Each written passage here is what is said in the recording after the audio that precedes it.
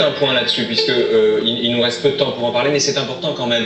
On a envisagé tout à l'heure avec les Indiens en Amazonie, les Indiens du Pérou, une population qui était hors de l'histoire, éventuellement, enfin, dans un certain sens.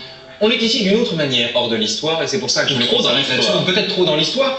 Nous avons, c'est un moine de l'abbaye de Lérins qui vend son vin en ligne. Bon, de sorte que nous avons ici un ordinateur, l'immédiat, l'ère d'une communication hyper rapide, plus que rapide, même instantanée, un présent absolu. Et de l'autre côté, nous avons une figure de l'éternité. Et nous avons entre l'immédiat et l'éternité... D'autant que Lérins, c'est une plus vieille abbaye qui soit. Hein. Précisément.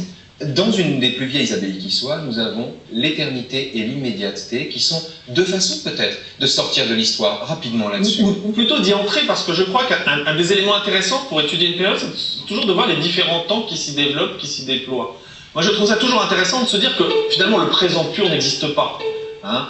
Il y a toujours des temps anciens qui sont présents, plus ou moins. Les temps anciens, ça peut être quoi? Ça peut être des temps légendaires, ça peut être des souvenirs, ça peut être sa propre temporalité. On peut pas avoir, par exemple, avoir en soi une période de sa vie qui reste toujours là. Hein, un être cher dont on se souvient, un moment qu'on a vécu enfant qui reste comme un passé toujours présent. Mais ça, c'est valable pour les sociétés aussi.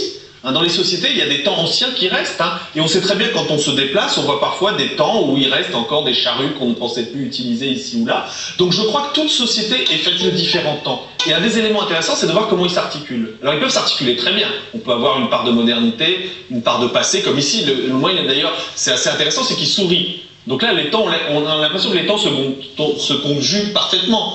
Hein, vous avez le haut Moyen-Âge, hein, on voit Honorat, le fondateur de Lérins, pratiquement continuer par ses traits. Donc là, tout va bien, mais des fois, ces temps peuvent s'entrechoquer. Et là, évidemment, les historicités ne vont pas. Pour revenir à une période dont on a parlé, c'est les années 30. Ce sera le mot de la fin. Les années 30, par exemple, est-ce que c'est pas un temps, et c'était ce que disait le philosophe d'orientation marxiste Ernst Bloch, au même moment même, il écrivait dans les années 20 et 30, il disait, finalement, un des éléments problématiques de l'Allemagne de cette époque-là, c'est que les temps s'entrechoquent.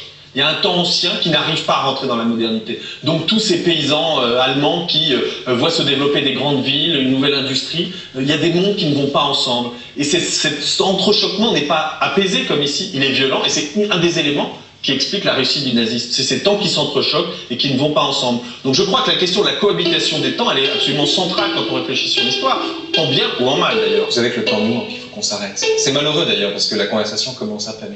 On va continuer pour nous. On prolonge un peu alors. Oui, on va prolonger. Parce qu'on n'a pas fini. Non, vraiment, on commence à peine. Merci Nicolas.